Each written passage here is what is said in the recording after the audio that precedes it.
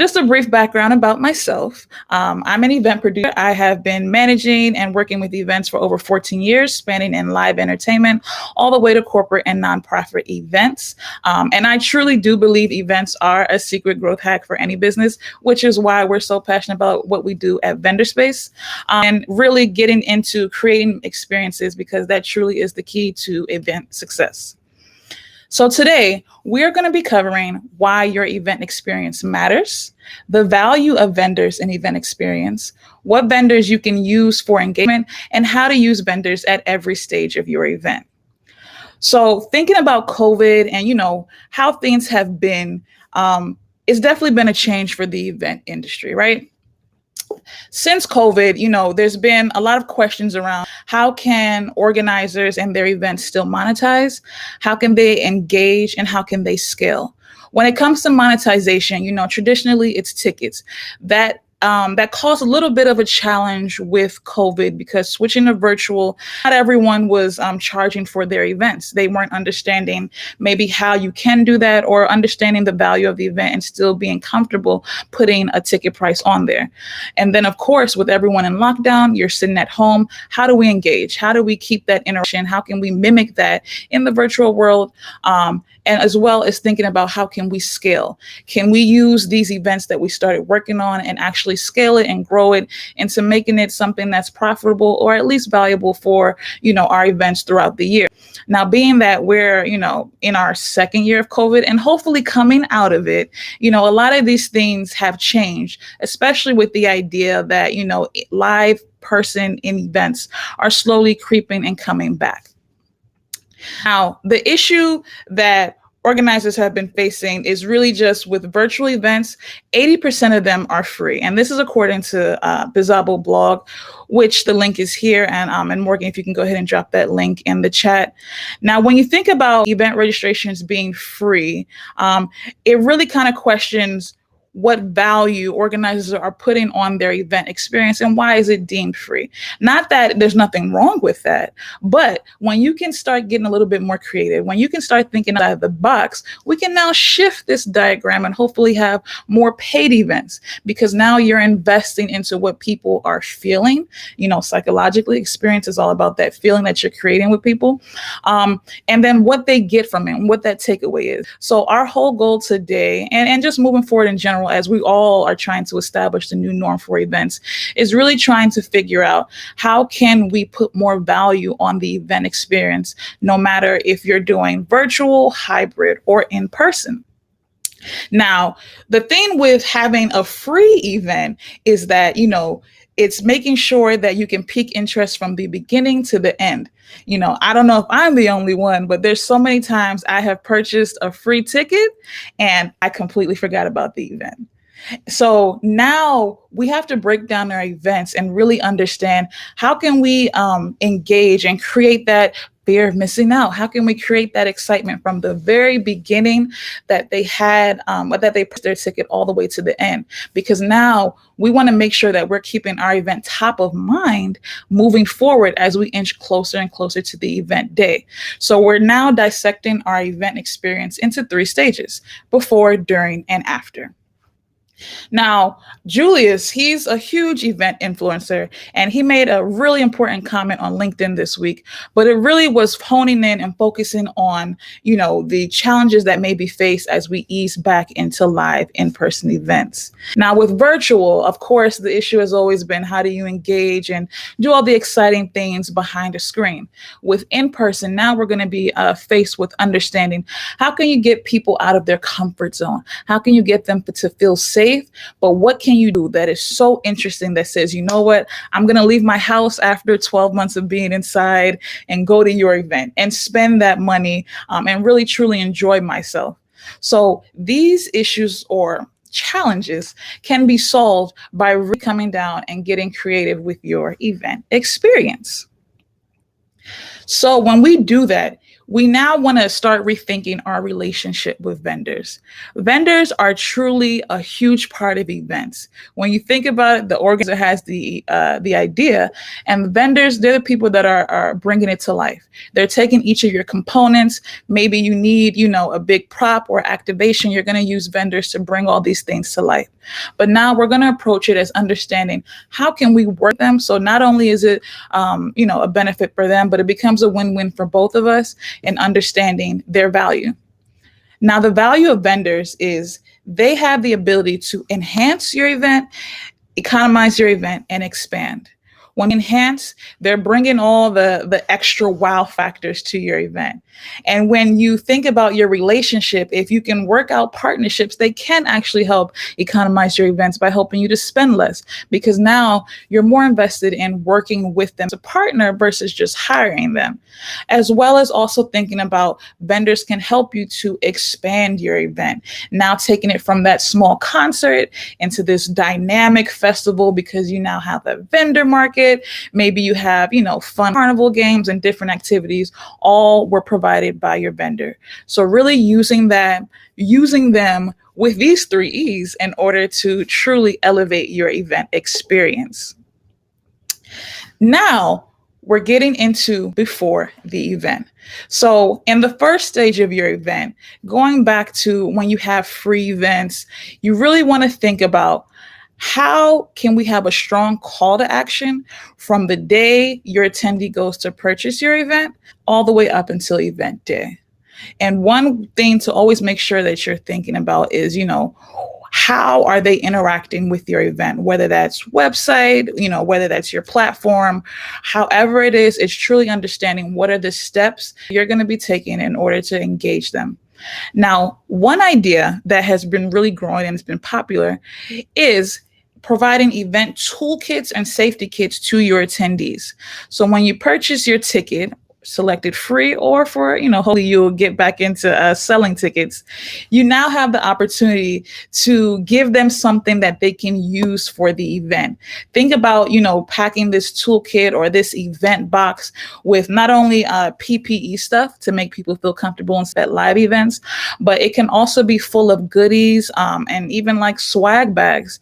One thing that we have with an event coming up, they're using the mixologist and they're actually sending attendees the different components they need to create like a nice little cocktail. It's an after event so that they can use it. So the vendors used here are people like the promotional print companies that will help you print. And now you can customize the items that are in your box. Maybe you can have the face mask, you can have a t-shirt, you can have a notebook to take notes, different things that apply to the theme and concept of your event, as well as thinking of whatever else you can have in there. Not only can it be a mixologist, maybe you can have a catering company or a food truck, people that can really put things that are exciting. Now you're allowing attendees to not only feel that you value them and, their participation in the event, but you're giving them something to do. It could even have trivia games inside that maybe every week leading up to the event, there's something that the attendees can do. It can have little hints and clues. All these things keep your event top of mind and allow attendees to keep remembering, wow, I'm excited about XYZ event. I'm going to be there. I'm telling my friends. I now have a mask to go in, that I'll be using while I'm there. And just all these great goodies that were actually delivered and personally given to me as I purchased the event. So this is one way to, start piquing your interest from registration as we start leading up towards the event. Another great way that you can pique interest from registration is by doing like DIY badges. Now, the virtual photo booth, it's something that has been growing in popularity with a lot of virtual events.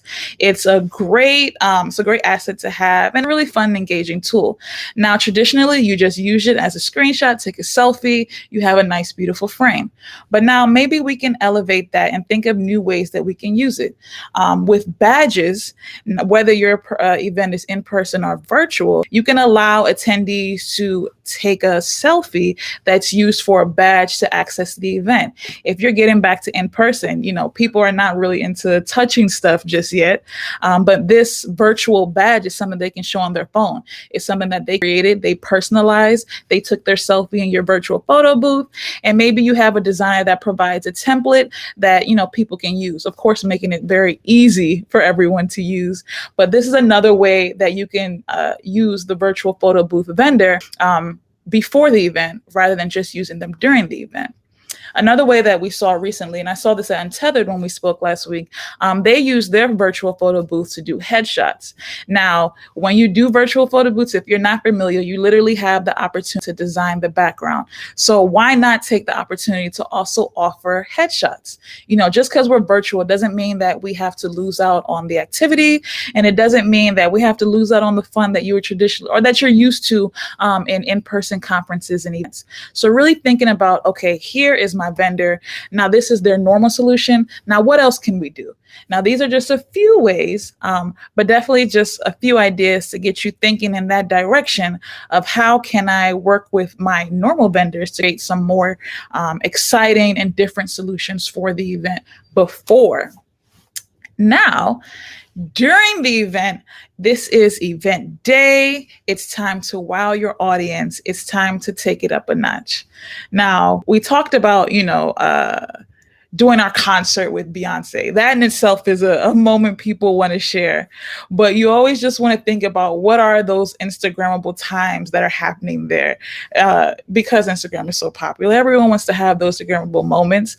But thinking about what are the moments people want to capture and share afterwards. That does so much, for your experience. For people that weren't there, they're dying to make sure that they're at your next event. People that are on their way, they're dying to get there and rush there. But really just giving people the excitement and really driving the momentum, because all the things and activities we did before, now it's time to really blow people's minds. Now, one way, it's really important to understand with use vendors during your event, you want to think about how they can add extra activity to your agenda, how they can drive more traffic to your event, and how they can create more value for the event. Now, typically vendors, you may be hiring them as a service vendor, or you may be working with them as an exhibitor. In any case, if you've ever struggled with your agenda, we always suggest working with your vendors to create new sessions. Think about how your vendor can possibly be a panel, a demo, or, special workshop that is offered, and really adding to your agenda and itinerary and giving more ideas for people to think about and work with and just get excited while they're there. Something people that are not necessarily expecting. One great way, to use vendors during your event to create a new experience is by trying the live to air or, the studio style. Being with virtual events, you're really just trying to captivate your audience behind your computer screen.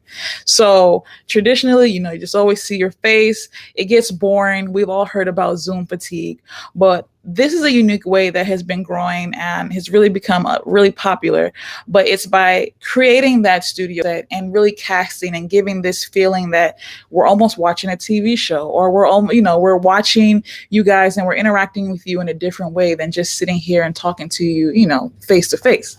Now, when all your vendors are gathered into one room or one area, you now have created a whole new experience that people are more engaged in. So whether you can use videographers, prop rentals, have a DJ, have a host. One thing I recommend is looking at, their name always gets me, but that's the name of the app. But it gives a new dynamic to how you actually record your events. And we'll see that later for after the event. But these are just different vendors that can be used in order to pull this type of experience off. The idea is really, making sure we're engaging and capturing with people in new and exciting ways. And if you're doing virtual, this is easily a way that can just become something that much more exciting to your attendees. Even if you're doing hybrid, now you're giving mixed views, because whether I'm in person, the virtual still doesn't have to be boring. This live to air, this studio set is just a great way to really think outside the box and even think of new ways to brand, think of new ways to, advertise or send off your message to your audience.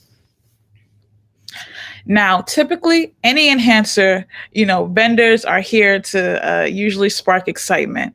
Now, I've seen this is actually at an event that we attended, but being able to work with florists in different ways, this was actually done by working with the florist, giving them an idea and a vision, and they went ahead and pulled it off and created this cool, gardeny effect of a statue. So that took the organizer sitting down with your vendor, actually communicating, you know what, this is what our theme is, this is what we were thinking, this is what we would love to do, and this is what they came with. So when you rethink your relationship with vendors, it opens up a lot more doors for you to just really, be creative, really take it up a notch and think about how you can wow your guests from the minute they step in the door, because that's all we're trying to do. We want to keep the momentum at an all-time high. So while they're there, they're super excited, and you just want to keep it at that level, just continuing to keep doing it, keep pushing, and really getting everyone excited for what's to come next.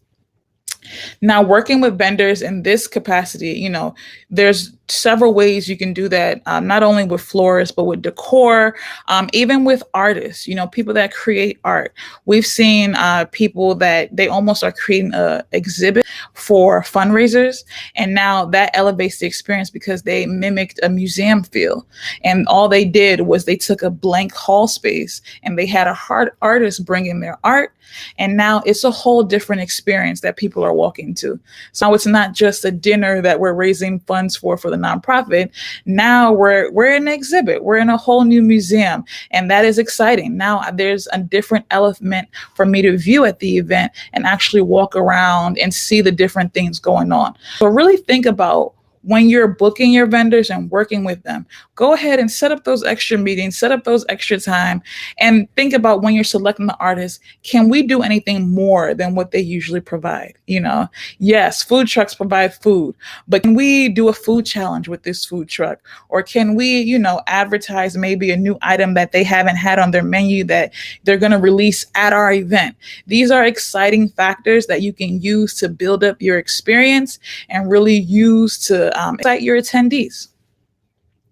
And there's so many other different vendors you can explore on Vendorspace, of course, but definitely take the time to think about people and meet them and really have those conversations about how to use your vendors during your event experience. Now we're heading into after your event. Now, typically everyone kind of thinks after the event has wind down, it's over. It really isn't.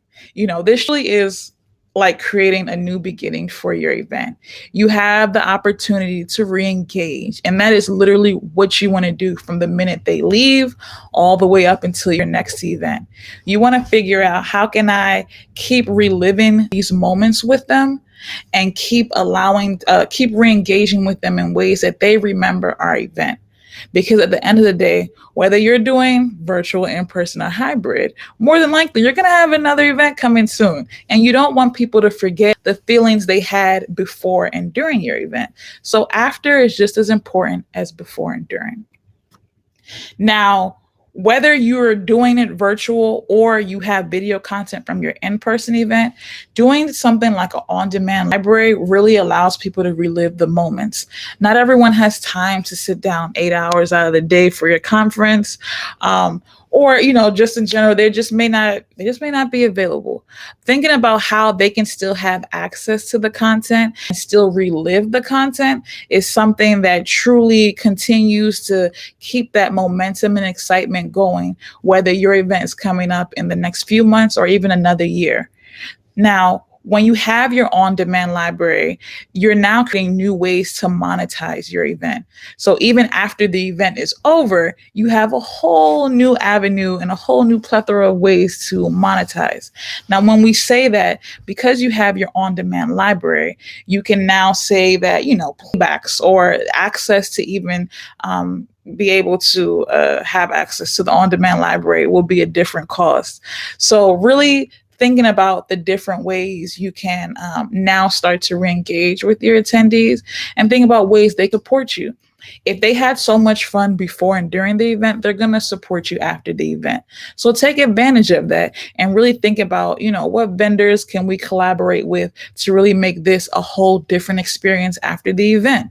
Now our recap videos, we want them to be just as exciting as when we were doing our pre-event videos. And that's where we start bringing in our videographers, our editors, your on-demand library. You don't have to overthink it. It can be as simple as a one-pager, but getting your web and graphic designers, continuing the event branding, and being able to create this experience that people can always have access to. They can go back and share, they can show their friends this moment specifically, which is in your on-demand library, was crazy. And that's what they're looking forward to at your next event. Being able to do these things, again, it just keeps bringing us back into how we can start to normalize what events will look like as we continue to push forward. We're in a stage where, this is the second year, and it's really a defining moment in understanding what we can do for events. Now, the stat that we showed earlier with the 80% of events free, that was based on 2020. It's very interesting, and I'd be curious to see how it changes this year. But these are things to hopefully get people to start thinking in that direction of how can we monetize so that we're not losing money. When we stepped into COVID, you had this opportunity where you weren't using, or you weren't spending as much, on this. You cut out a huge part of your budget in order to accommodate and host these virtual events. But now that you have hybrid, you have in-person, you're slowly creeping back in. It's really just thinking about how can we start incorporating them back in? What can we do to make it wow? What can we do to really, take it up a notch and allow people to remember our events? Because you always want people to remember your events. Now, another thing after your event, going back to using your content, is thinking about watch parties. This here is actually what the app is, but it gives you different backgrounds and screens and a different way to present. Now, this video is actually available on Vendorspace in your dashboard, and you can get a whole different on-demand video about getting creative with your event experience from the Untethered conference. But this small thing, it allowed us to attract so many people to our session, and it'll do the same for your event. Allowing people to relive the moments by way of a watch party is just a great way to start building community with your attendees, but also another way to just still keep promoting the event and allowing people to remember what they felt. That's just so huge when it comes down to experience, because all the work that you've put in, you want to make sure that it continues on, that you can sustain yourself with your other events with all of this. So hosting watch parties, how many times have we tuned into a reunion from your favorite show? You always want to come back and see what happened and relive those moments. Now, that experience that continues on, and it allows people to continue on with the watch party. Maybe my friend didn't come with me to the event, but I'm going to tell them to come to the watch party so that we can relive the moments. And now we can start planning for, Ify's event in 2021 of December. So just thinking about the different ways to work with vendors, that can be a whole different way to monetize as well, because it's almost like recreating and having a second mini event. With that, the vendors you can use are your hop-ins, your air meets, your Zooms, and really just remimicking the whole thing, using a whole different platform, and incorporating different vendors like or even other vendors, maybe incorporating the live to air and reenacting the whole experience that you did during, but now during as a watch party. So there's so many ways that you can think about elevating your event experience, and vendors are just truly crucial. Sometimes it just felt like when we entered COVID, it was like we forgot all about vendors, they're not needed, versus really understand that they may be the actual key to getting back into normal monetizing, getting back into, getting that engagement back up. When we used to attend events before COVID, you saw all these grand brand activations and props, and these were all done by vendors. So it's really just remembering that relationship with vendors, remembering the value they bring to your event, and thinking about what you can do in order to just enhance it and elevate it for your next event.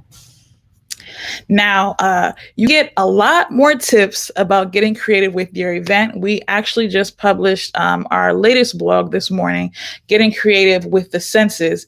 And this really just speaks on and touches up on basically what we discussed today, which is thinking about the different ways to get creative based on your 5 senses. This can apply to both in-person and virtual events.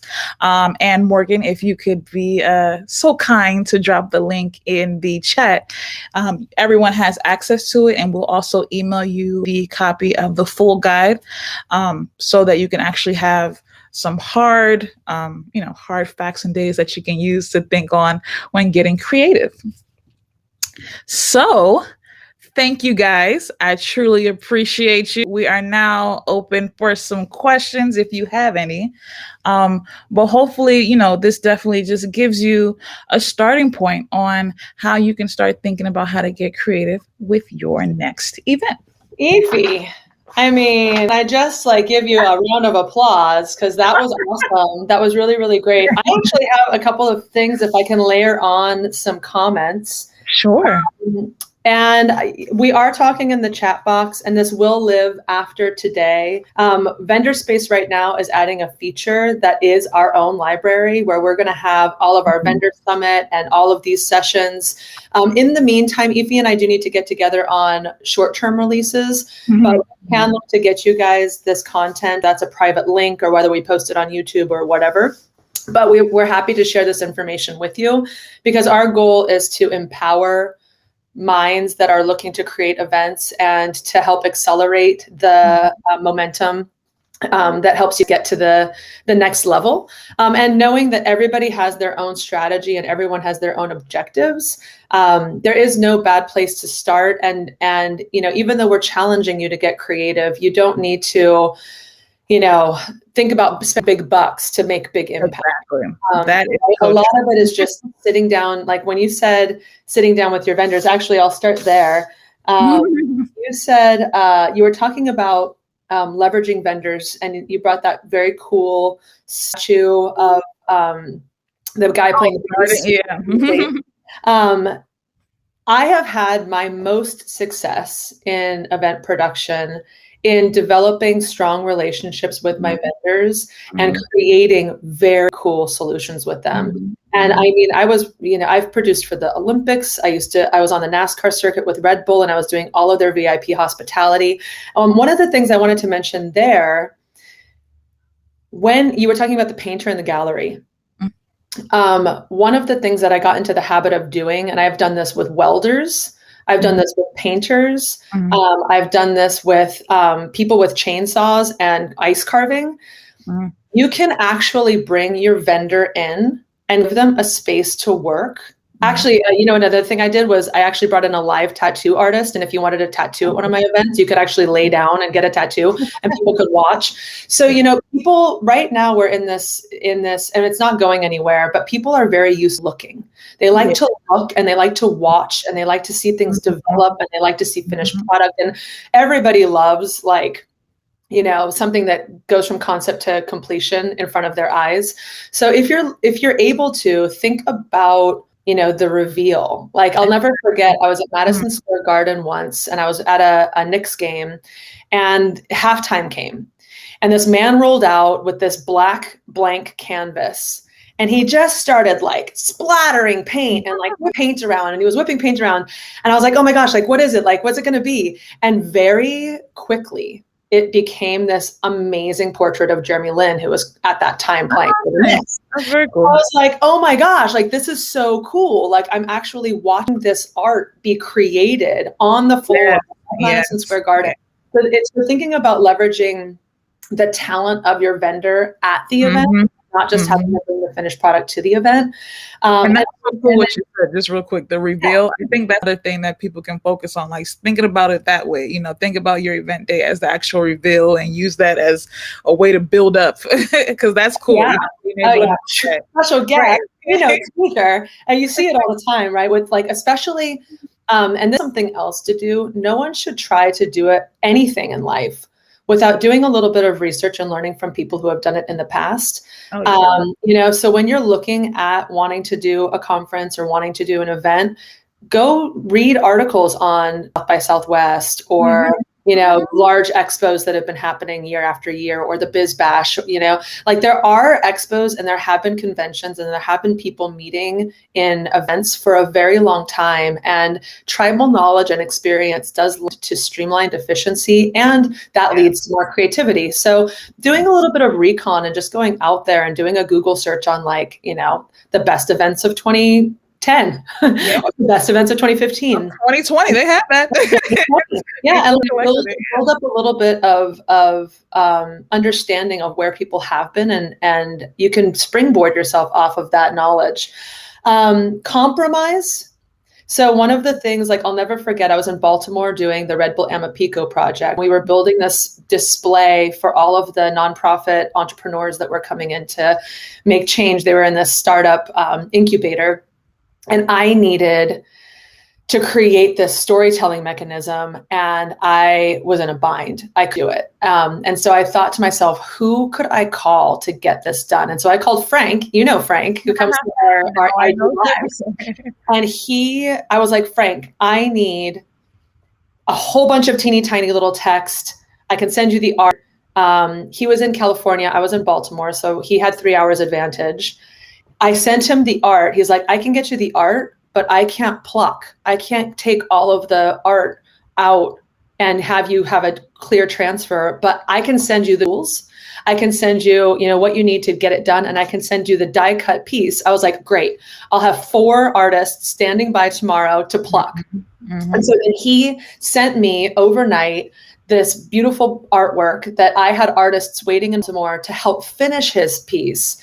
And then we applied it onto this beautiful burnt wood, and we built this beautiful gazebo of display. But, the compromise, so it could be like, I'll get the materials if you can bring the construction of it, or, so working with your vendors to not just put everything on them to deliver unless they want to, but thinking about, how can I take things and accelerate the vendor success. Right. And that's that whole relationship. When we always think about even why Vendorspace exists, it's just events is always, it's a 2-sided relationship. So I think, even almost 3-sided, because you've got your client, you've got your audience, and you've got your vendors. But everyone, all of those elements be leveraged to create, again, like that positive experience.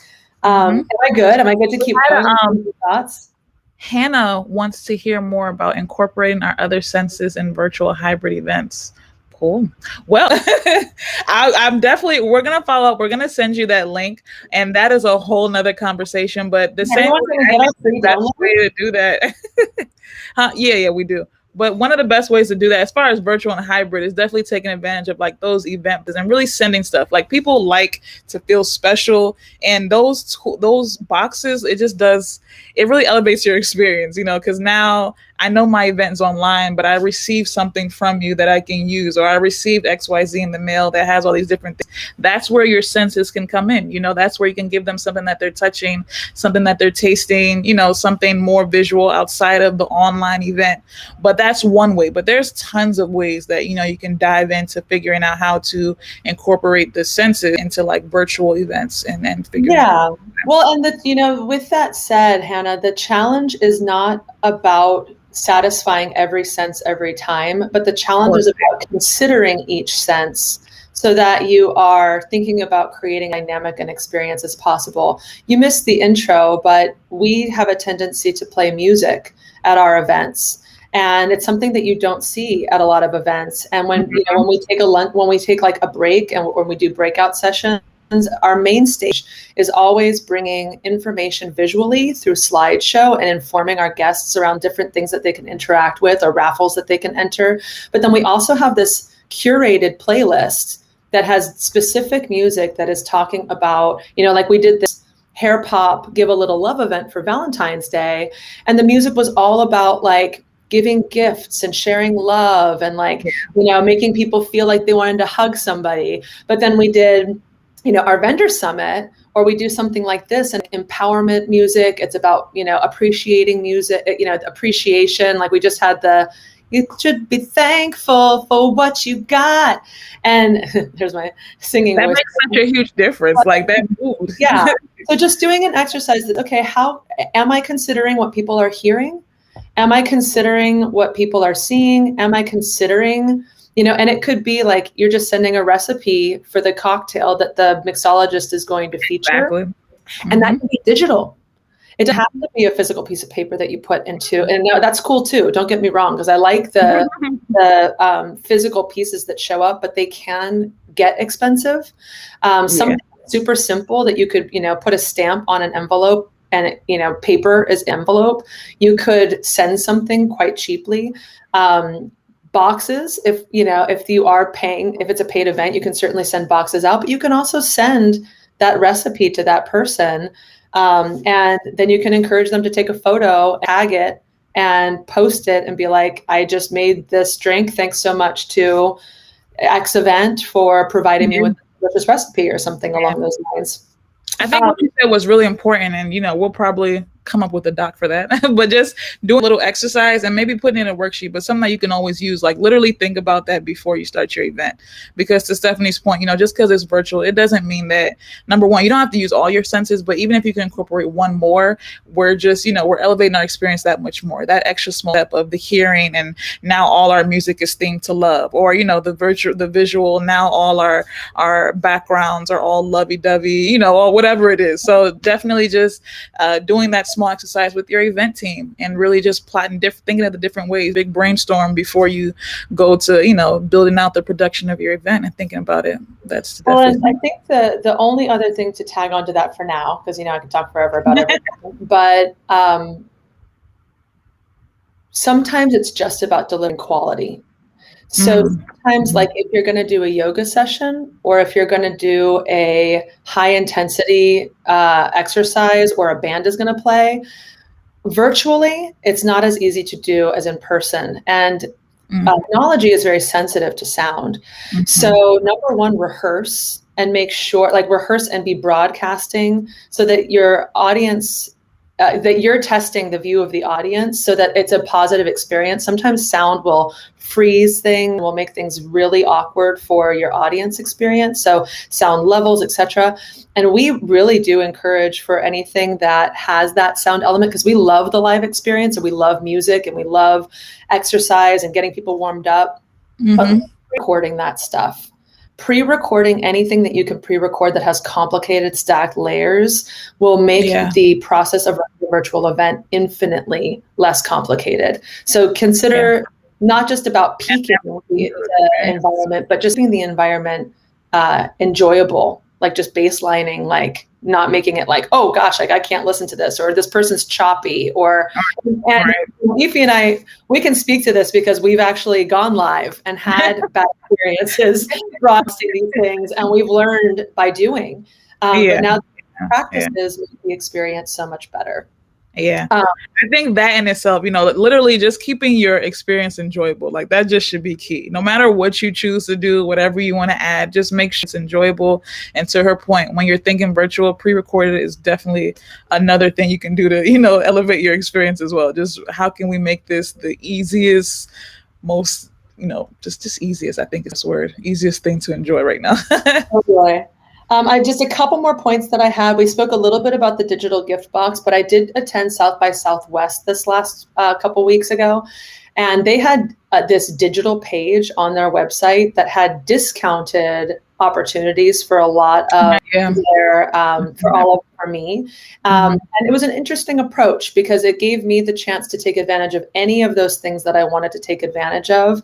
It didn't put the vendor in a spot where they needed to give something away for free, but you were giving away valuable content. And then on top of that, there were raffle components. So you could be entered to win, and then 1 or 2 or 3 people or 100 people would get something free, but not 20,000 people. So thinking of creating that. I also thought with, my friend Danny, he loves going to like the underground parties and the Tomorrowlands, and he used to love getting like his key. I love the concept of golden tickets. And like kind of Charlie and the Chocolate. Yeah, the one Willy Wonka. A couple of boxes or a couple of tickets have them be instant upgrades, or have them be like, you just, won this and you got the golden ticket, and give them some type of experience dynamic without them having to pay. Right. Enhancing that experience by being a lucky winner. I think everyone loves to be a lucky winner. I loved your DIY badges. I really also enjoy thinking about building out the frame, but I really like the thought, because a lot of the pictures that you showed on your example, they weren't me at this event right now taking a picture of myself, but they were me as myself in a positive, like in an awesome moment that I could put as my badge. Exactly. And I think it's one of those things that, even if you're coming to a in-person event, doing a DIY badge and giving someone the frame, but then letting them put in a photo where they're skydiving, or let them put in a photo that, is one of their favorites that they're proud of, as opposed to like, it's time to take your badge photo. Of course. And you'll try and take it over and over to get the right one. I mean, that goes back to the experience, right? Like, you're allowing me to truly create this. And that really, it just gives more excitement now. Totally. I'm going to find my best photo for my badge. For professional events, I love the idea of having a headshot area set up. And if you're going to do a headshot area, consider the privacy. Because not a lot of people love having like themselves be photographed in front of a lot of people, but kind of building out a little studio space. To your point on hybrid events, you mentioned hybrid. I visualize that the future of events will always be hybrid. Well, 9 out of 10 times will be hybrid moving forward. Yeah. I'm thinking to myself, what does hybrid mean? And I think what we'll see is hybrid phase 1 will be, I am bringing the people who are participating in this event into a same space, and I will share out that content to an audience that is not here. But what I think what will end up happening in the swing, like when the pendulum swings back, is there will be an experience on the ground for an audience, and there will be a broadcasted experience for a larger group. And I think it's going to be huge for music festivals. Any kind of festival, because this happened with Roger and the Huck Finn Bluegrass Festival. They've always had this festival in Los Angeles County, and it's always been, a ticket to come to the event. And then this last year they had to go virtual, and they had people from all over the world who were bluegrass fans. They now had the opportunity to come in, and they expanded their viewership. So I think that there's going to be a lot of that hybrid. And I do think that when those moments come, don't estimate the need to have a specific person, roles and responsibilities set up for each one of those things, because technically it's 2 events in one. It is. It's simultaneously figuring out that experience online and offline. So yeah. Yeah. So you have to think about it apart and together, and then they have to work well. But your online content shouldn't be an afterthought, and your in person. Exactly. So it's really taking that time. That requires virtual and, and in-person vendors, just really think about how you want to incorporate people. All right, so we've got just a few minutes left. So if anyone has any questions left, please pop it up. And then I have one more comment, or 2 more comments, a donation pop-up. So if you're doing a free event, kind of like Wikipedia does, it's okay to ask people for money. And if you are gaining valuable content from your event, people are happy to give. So even if it's just like, will you give $1 or will you give $2? If you really like this event, a little bit goes a long way. And that also helps a lot in the post-event streaming. Yeah. So, like if you want something to live post your event and you're going to have 1,000 additional eyes on that content over the course of a year, having a donation button, not just exist, but that's fine, but prompted to where, before the event starts or before the broadcast happens, you can say, hey, we're doing this out of the kindness of our heart because we love you, but we are a business and we're trying to operate. So if you feel compelled, we would accept anything you have to give, whatever. But that dynamic is really okay right now because so many people have been negotiated down. So people have limited and restricted budgets, but a lot of people have a little bit to give. Of course. So just thinking through that model and thinking about that donation. Also on that same concept, raffling. So if you donate $1, or if you make a donation, you'll be entered to win X, Y, and Z, and giving them incentive to give.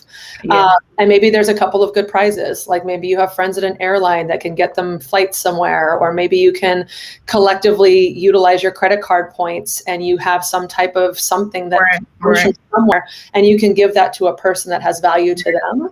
And use that as, advertising points, now that we have the incentivize, this raffle, the donation, just things that you can use before, during, after again, but make sure you mention and use that to your benefit of advertising going on, what they'll be getting. Totally. These all builds up the excitement again. I loved your idea on the watch party. I think it's awesome. I did think that, these days with YouTube Premiere, that could be an awesome way. Like once you go through ready to broadcast it, you can make that YouTube Premiere another live event that people can come together and watch, and you can do giveaways, or you could do trivia, or you can bring in a keynote and start it off with, because you can do hybrid on YouTube Premieres as well. Anyway, I think I'm pretty sure you can, but I think you can do live and merged with pre-recorded. Don't hold me to it, but I think you can. And then just in closing. Lamar asked a question. Oh, you had a closing? Oh, yeah, please go ahead. Lamar said thoughts on payment gateway platforms for pay what you want types. Great question. Now, I know from experience, a lot, I can't say all event platforms do this, but I know Excel events, we used that before. They allowed a donation, give one, and it was a virtual event. So I think stuff like that, or honestly, just having like a customized landing page for your event where you have the freedom to, integrate like a PayPal or something. I'm not sure if Hopin or, AirMeet allows the open payment types, but, you can definitely do that by just building, a regular event landing page through any third-party website builder and do it that way. And then just send people, the access information once they've purchased, made their donation. But, utilizing your PayPals and Stripes, these are always, they have the plugin or the options that allow you to do the open, donate, whatever you'd like. Yeah, there's a lot of low-hanging fruit, and don't underestimate the fact that right now most payment platforms have donation features. So it doesn't mean that you have to go searching for something special. What you do find is the deeper you dig, there's consistency across most of the platforms, especially the larger ones that we all know. So you'll there will typically always be a charge to have someone else handle the transaction. All right. You'll typically find that that's consistent across the board. And to his point, the PayPal's, Excel, and maybe we can go one shooter on that. I was going to say, it seems like question. Thanks for giving us the idea. Yeah, no, totally. And it is 12:12, and it's 3:02 for where you're at, and it's 4:02 where I'm at. But I think just in closing, creativity is endless. Yeah. And there is no wrong way to be creative. They say that the first rule of brainstorming is that in round one, there's no bad idea, because you really never know where your next great interaction is going to come from. So, and I'll be quiet now because it's your event. But I really Thank you for your support. Really, really, really, really good. No, awesome. I appreciate that. Thank you guys so much for attending. We truly, truly appreciate all of you guys for being here. We will make sure to send you the link to this recording so you can follow up, share it with a friend, as well as we will share the actual blog, Getting Creative with the 5 Senses, another thing to help you, get some ideas and start being proactive with thinking about how to get creative with your next event. Now, before we go, I just wanted to share our next workshop is actually April 12th with Stephanie. But I just wanted to share the flyer with you guys. You'll be able to see it. We'll make sure to get you the information. But she's actually going to be following in our same momentum and footsteps, and she'll be speaking more to getting creative with your solution as a vendor. So really thinking about, and Stephanie, you can speak more to it than me, but really thinking about how you can start thinking outside the box with what you're offering events. Totally. Oh my gosh, I either have to get my hair cut or I take new headshots. But yes, and thank you guys so much for joining. You summed it up well. I look forward to the next session. And with that, we are, I like to say Vendorspace, your success is our success. But we are growing, and we are, we're shifting out of our infancy and into our adolescence. And it is so important for us to have a network of people who are utilizing our services so that we can continue to be relevant in the community. We really have so much information that we want to share, and we really want to be bridge builders between organizers and vendors.